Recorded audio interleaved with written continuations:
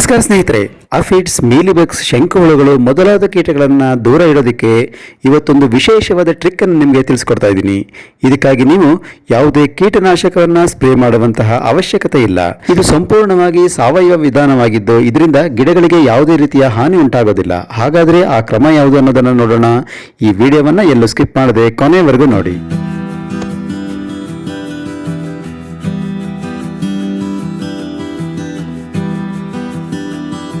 ಸ್ನೇಹಿತರೆ, ಚಳಿಗಾಲ, ಮಳೆಗಾಲ, ಬೇಸಿಗೆ ಯಾವುದೇ ಇರಲಿ, ಈ ಕೀಟಗಳಿಂದ ಗಿಡಗಳಿಗೆ ತೊಂದರೆ ಅಂತ ತಪ್ಪಿದ್ದಲ್ಲ. ಚಳಿಗಾಲದಲ್ಲಿ ಒಂದು ರೀತಿ ಕೀಟಗಳು ಗಿಡವನ್ನು ಅಟ್ಯಾಕ್ ಮಾಡಿದರೆ ಬೇಸಿಗೆಯಲ್ಲಿ ಇನ್ನೊಂದು ರೀತಿ ಕೀಟಗಳು ಗಿಡವನ್ನು ಹಾಳು ಮಾಡ್ತವೆ. ಮಳೆಗಾಲದಲ್ಲಂತೂ ಸ್ನೇಹಿಸ್ ಅಥವಾ ಶಂಕುಹುಳುಗಳ ಕಾಟ ಅತಿಯಾಗಿರುತ್ತೆ. ಈ ಕೀಟಗಳನ್ನು ತಡೆಯೋದಕ್ಕೆ ನಾವು ಏನೇನೋ ಸರ್ಕಸ್ ಮಾಡಬೇಕಾಗತ್ತೆ. ವಿವಿಧ ರೀತಿಯ ಪೆಸ್ಟಿಸೈಡ್ಸ್ಗಳನ್ನು ಅಂದರೆ ಕೀಟನಾಶಕವನ್ನು ಸ್ಪ್ರೇ ಮಾಡ್ತೀವಿ. ಅಲ್ಲೂ ಕೂಡ ಸಾವಯವ ಕೀಟನಾಶಕವನ್ನೇ ನಾವು ಉಪಯೋಗಿಸಬೇಕಾಗತ್ತೆ, ಇಲ್ಲಾಂದರೆ ಗಿಡಗಳಿಗೆ ತೊಂದರೆ ಉಂಟಾಗತ್ತೆ. ಇಂತಹ ತೊಂದರೆಯನ್ನು ತಪ್ಪಿಸೋದಕ್ಕೆ ನಾನಿವತ್ತು ನಿಮಗೆ ಅತ್ಯಂತ ಸರಳವಾದ ವಿಧಾನವೊಂದನ್ನು ತಿಳಿಸ್ಕೊಡ್ತಾ ಇದ್ದೀನಿ. ಆದರೆ ಇದು ಅಷ್ಟೇ ಪರಿಣಾಮಕಾರಿಯಾಗಿರುತ್ತೆ. ಹೀಗೆ ಮಾಡೋದ್ರಿಂದ ಕೀಟಗಳು ನಿಮ್ಮ ಗಿಡದ ಕಡೆ ತಿರುಗಿ ಕೂಡ ನೋಡೋದಿಲ್ಲ. ಈ ವಿಧಾನ ಯಾವುದು ಅನ್ನೋದನ್ನ ನೋಡೋಣ ಬನ್ನಿ.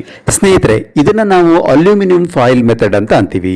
ಇದಕ್ಕಾಗಿ ನೀವು ಏನು ಮಾಡಬೇಕು ಅಂದರೆ, ಒಂದು ಬೌಲ್ ಅಥವಾ ಕಂಟೈನರಲ್ಲಿ 3 ಟೇಬಲ್ ಸ್ಪೂನ್ ಕಾಫಿ ಪೌಡರ್ನ ತಗೊಳ್ಬೇಕು. ಈ ಕಾಫಿಯಲ್ಲಿ ಕೆಫೇನ್ ಇರುತ್ತೆ, ಆಂಟಿ ಆಕ್ಸಿಡೆಂಟ್ಸ್ಗಳಿರ್ತವೆ. ಗಾರ್ಡನಿಂಗ್ ಅಥವಾ ತೋಟಗಾರಿಕೆಯಲ್ಲಿ ಇದರ ಉಪಯೋಗ ತುಂಬಾನೇ ಇದೆ. ಈಗ ನಿಮಗೆ ಬೇಕಾಗಿರೋದು ಬೇ ಲೀವ್ಸ್ ಅಥವಾ ದಾಲ್ಚಿನ್ನಿ ಎಲೆಗಳು, ಪುಲಾವ್ ಎಲೆ, ಬಿರಿಯಾನಿ ಎಲೆ ಅಂತ ಕೂಡ ನಾವು ಇದನ್ನ ಕರಿತೀವಿ. ಈ ಬೇ ಲೀವ್ಸ್ ಅಲ್ಲಿ ಆಂಟಿ ಬ್ಯಾಕ್ಟೀರಿಯಲ್ ಮತ್ತು ರಿಪಲೆಂಟ್ ಗುಣಗಳಿರ್ತವೆ. ಅಂದ್ರೆ ಕೀಟಗಳನ್ನು ಓಡಿಸುವಂತ ಶಕ್ತಿ ಈ ಎಲೆಗಳಿಗಿರುತ್ತೆ. ಇದನ್ನ ನಾವು ಟ್ರೂ ಗಾರ್ಡನ್ ಗೋಲ್ಡ್ ಅಂತಾನೆ ಕರಿತೀವಿ. ಈ ಎಲೆಗಳನ್ನು ನೀವು ಸಣ್ಣ ಸಣ್ಣ ತುಂಡುಗಳಾಗಿ ಕತ್ತರಿಸಿ ಈ ಕಾಫಿ ಪೌಡರ್ಗೆ ಸೇರಿಸಬೇಕು. 1 ಅಥವಾ 2 ದಾಲ್ಚಿನ್ನಿ ಎಲೆಗಳು ನಿಮಗೆ ಸಾಕಾಗತ್ತೆ.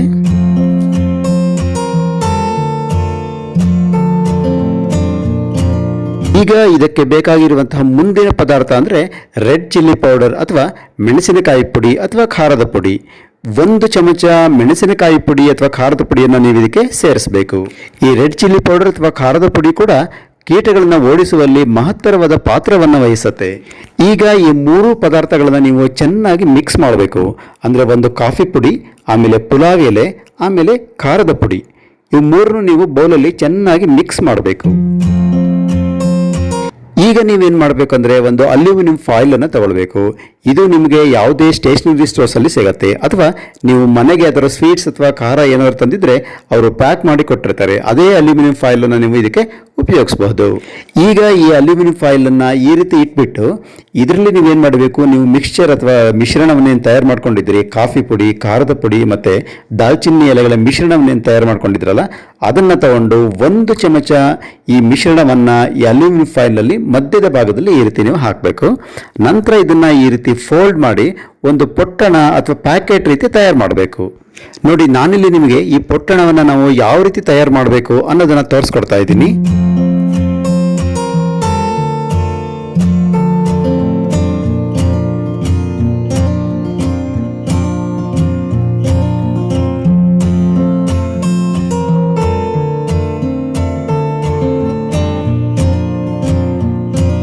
ಇದನ್ನು ನೀವು ಯಾವ ರೀತಿ ತಯಾರು ಮಾಡಬೇಕು ಅಂದರೆ, ಒಳಗಡೆ ಹಾಕಿರುವಂಥ ಮಿಶ್ರಣ ಹೊರಗೆ ಚೆಲ್ಲದೆ ಇರೋ ಹಾಗೆ ನೋಡ್ಕೊಳ್ಳಿ.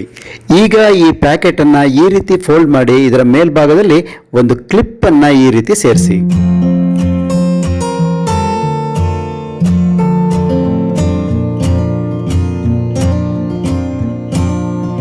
ಈಗ ಇದೇ ರೀತಿ ನಿಮಗೆ ಎಷ್ಟು ಬೇಕೋ ಅಷ್ಟು ಪ್ಯಾಕ್ಗಳನ್ನು ನೀವು ತಯಾರು ಮಾಡ್ಕೊಳ್ಬಹುದು. ನಾನಿಲ್ಲಿ ನಿಮಗೆ 2 ಪ್ಯಾಕೆಟ್ಗಳನ್ನು ತಯಾರಿ ಮಾಡಿ ತೋರಿಸ್ತಾ ಇದ್ದೀನಿ.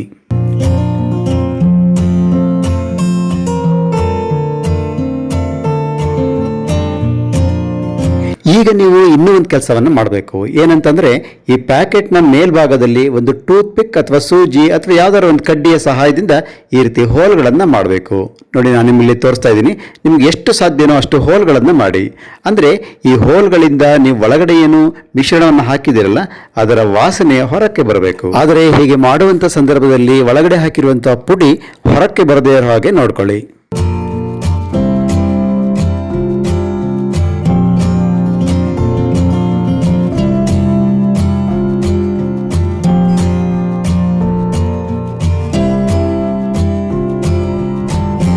ನೀವು ತಯಾರು ಮಾಡಿರುವಂತಹ ಪ್ಯಾಕೆಟ್ ಸರಿಯಾಗಿಲ್ಲ ಅಥವಾ ಅದರಿಂದ ಪೌಡರ್ ಹೊರಗಡೆ ಬರ್ತಿದೆ ಅಂತ ನಿಮ್ಗೆ ಏನಾದರೂ ಅನಿಸಿದ್ರೆ ನೀವು ಒಂದು ಗಮ್ ಟೇಪನ್ನು ಇದ್ರ ಸುತ್ತ ಈ ರೀತಿ ಸುತ್ತಬಹುದು. ಇದರಿಂದ ಈ ಪ್ಯಾಕೆಟ್ ಗಟ್ಟಿಯಾಗಿರುತ್ತೆ. ಹೀಗೆ ಗಮ್ ಟೇಪನ್ನು ಹಾಕಿದ ನಂತರ ಇದ್ರ ಮೇಲೆ ಕೂಡ ನೀವು ಹೋಲ್ಸ್ಗಳನ್ನು ಮಾಡಬಹುದು.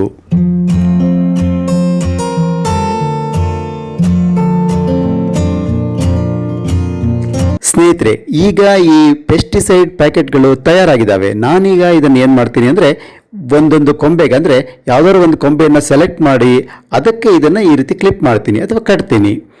ನೀವು ಎಲ್ಲೆಲ್ಲಿ ಈ ಕೀಟಗಳು ಹೆಚ್ಚಿದಾವೆ ನೋಡಿಬಿಟ್ಟು ಅಂತಹ ಜಾಗಗಳಲ್ಲಿ ಅಂದರೆ ಅಂತಹ ಕೊಂಬೆಗಳಿಗೆ ಈ ಪ್ಯಾಕೆಟನ್ನು ಈ ರೀತಿ ಕಟ್ಟಬೇಕು ಅಥವಾ ಒಂದು ಕ್ಲಿಪ್ ಹಾಕಿ ಈ ರೀತಿ ನೀವು ನಿಲ್ಲಿಸ್ಬೋದು. ಹೀಗೆ ನೀವು ಮಾಡೋದ್ರಿಂದ ಶಂಖಹುಳಗಳು, ಅಫಿಡ್ಸ್, ಮೀಲಿ ಬಗ್ಸ್ ಇಂತಹ ಎಲ್ಲ ಕೀಟಗಳು ಗಿಡದ ಹತ್ತಿರ ಬರೋದಿಲ್ಲ. ಯಾಕಂದರೆ ಇದರ ಸ್ಮೆಲ್ ಅಷ್ಟೊಂದು ಕಟುವಾಗಿರುತ್ತೆ.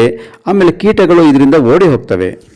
ಇಷ್ಟೇ ಅಲ್ಲ, ಈ ಅಲ್ಯೂಮಿನಿಯಂ ಫಾಯಿಲನ್ನು ಯೂಸ್ ಮಾಡಿ ನೀವೇನು ಪ್ಯಾಕೆಟ್ ಮಾಡಿ ಕಟ್ಟಿದ್ದೀರಾ, ಈ ಅಲ್ಯೂಮಿನಿಯಂ ಫಾಯಿಲ್ ಸೂರ್ಯನ ಬೆಳಕನ್ನು ರಿಫ್ಲೆಕ್ಟ್ ಮಾಡುತ್ತೆ. ಹೀಗೆ ರಿಫ್ಲೆಕ್ಟ್ ಮಾಡೋದ್ರಿಂದ ಕೂಡ ಕೀಟಗಳು ಗಿಡದ ಹತ್ತಿರ ಬರೋದಿಲ್ಲ. ಇದನ್ನು ನಾವು ಅಲ್ಯೂಮಿನಿಯಂ ಫಾಯಿಲ್ ಮೆಥಡ್ ಅಂತ ಅಂತೀವಿ. ಇದರಿಂದ ಕೀಟಗಳು ಗಿಡದ ಹತ್ತಿರ ಬರೋದನ್ನು ಇದು ಡಿಸ್ಕರೇಜ್ ಮಾಡುತ್ತೆ. ಕೀಟಗಳನ್ನು ದೂರ ಇಡೋದಕ್ಕೆ ಅತ್ಯಂತ ನ್ಯಾಚುರಲ್ ಮತ್ತು ಸುರಕ್ಷತಾ ಕ್ರಮ ಅಂತ ನಾವು ಇದನ್ನು ಕರಿಬಹುದು. ನೋಡಿದ್ರಲ್ಲ ಸ್ನೇಹಿತರೆ, ಈ ವಿಧಾನ ನಿಮಗೆ ಹೇಗೆ ಅನಿಸ್ತು? ಇಷ್ಟ ಆದಲ್ಲಿ ಒಂದು ಲೈಕ್ ಕೊಡಿ, ಕಾಮೆಂಟ್ ಮಾಡಿ ಹಾಗೂ ಈ ವಿಡಿಯೋವನ್ನು ಶೇರ್ ಮಾಡಿ. ಜೊತೆಗೆ ಜ್ಞಾನ ವಿಜ್ಞಾನ ಚಾನಲ್ಗೆ ಸಬ್ಸ್ಕ್ರೈಬ್ ಆಗಿ ಪಕ್ಕದಲ್ಲಿರುವ ಬೆಲ್ ಐಕಾನನ್ನು ಪ್ರೆಸ್ ಮಾಡಿ. ಇದರಿಂದ ನಾನು ರಿಲೀಸ್ ಮಾಡುವಂತಹ ಎಲ್ಲ ವಿಡಿಯೋಗಳ ನೋಟಿಫಿಕೇಶನ್ ನಿಮಗೆ ಸಿಗುತ್ತೆ. ಹೊಸದೊಂದು ವಿಡಿಯೋದೊಂದಿಗೆ ಮತ್ತೆ ಸಿಗ್ತೀನಿ. ಅಲ್ಲಿವರೆಗೂ ಬೈ ಬಾಯ್.